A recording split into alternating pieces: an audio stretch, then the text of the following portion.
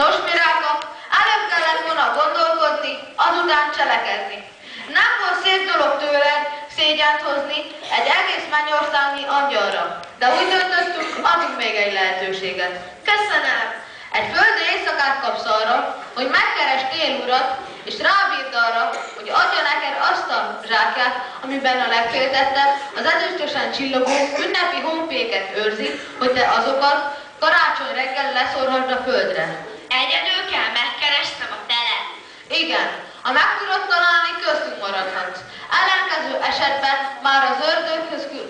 holnap már az ördöghöz küldünk kocsisnak. Csak egyetlen tanácsot fogadj meg tőlem, ha azt akarod, hogy sikerrel jár. Mindig a jó szándék vezéreljen, és ha te segítesz másokon, rajtad is segíteni fognak. És ha te szorulsz segítségre, hívd jó barátomat, a Szelet, ő mindenről tud, és azonnal melletted terem, ha kell. Számíthatsz rá, égágyó Miráka.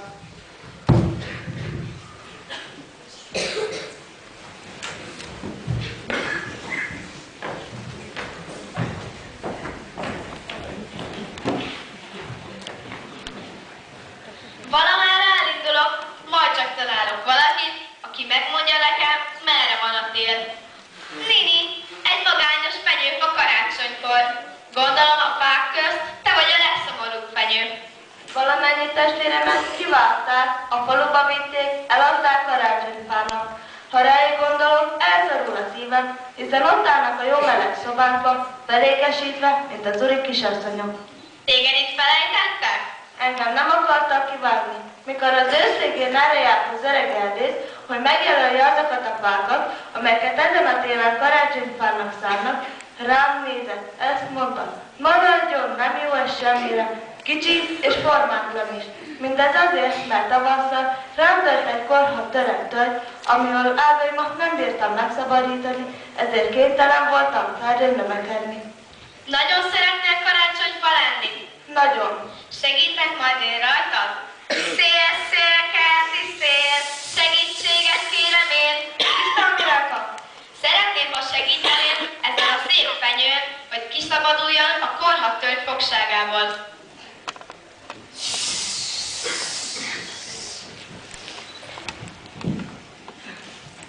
Jaj, de jól esik ez megfáradtan elnyomorított ágaimnak. Nekem... Köszönjük kedves segítséget, Isten áldjon! Na most már szépen növekedhetsz, és jövőre talán már teljesen kiegyenesedsz, és biztos, hogy téged is elvisznek karácsonyfának.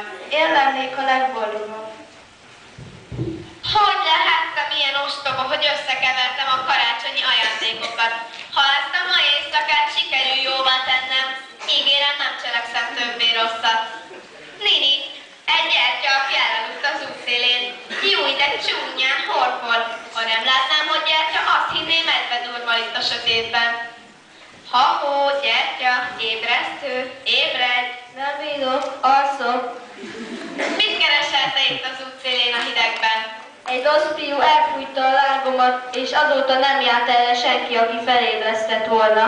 Nálam se nyufa, se egyéb tűzszerszám nincsen, amivel meggyújthatnálak. De várj csak! A barátom a szél. Ő igaz, hogy inkább erejével kioltja a lángot, de ide hívom, hát ha tud nekünk segíteni.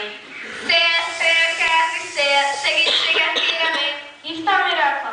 Szeretném, ha segítenél ezzel a szép szárgyártyán, hogy újra égjen. Annyit szívesen megteszek, hogy parazsat hozok a kéményen keresztül egy égő kályhából. Mindjárt visszajövök. Ó, de boldog lennék, ha újra éghetnék. Itt a szél, meghozta a parazsat.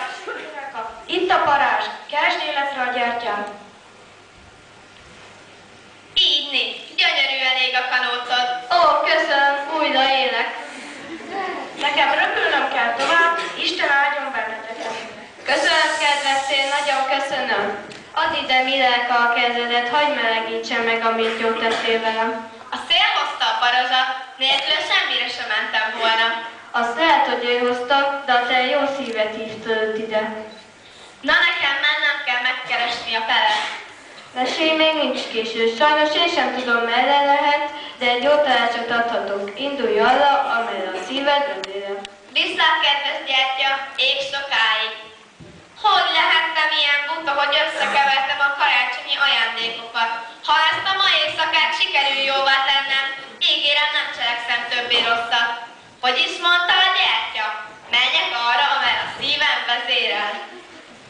Jaj, de szerencsétlen vagyok. Hogy fogok én ebből a sárból kikecmeregni? Jaj, szegény kis unokáim. Mi ez?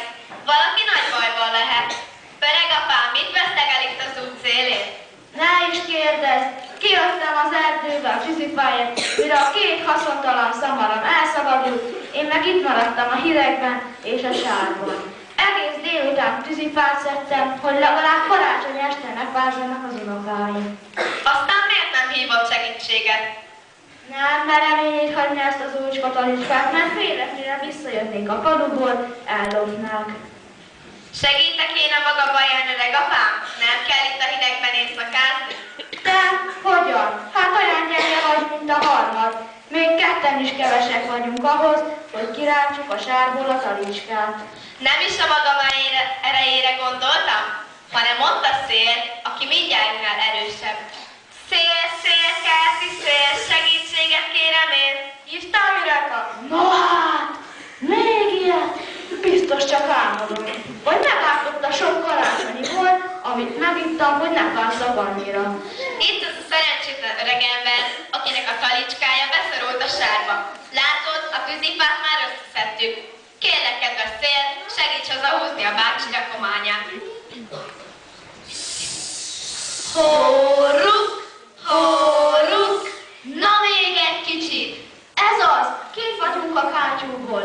Az unokáim már biztosan ellőttek, de se baj.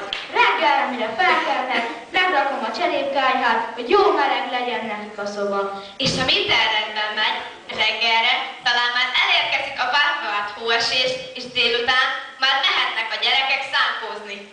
Bárcsak úgy lenne, egyre túl se tudok nekik adni karácsonyra. Szegény vagyok, mint a templom egere. Köszönöm, kedves szél, köszönöm, Mireka, ég áldjon benne.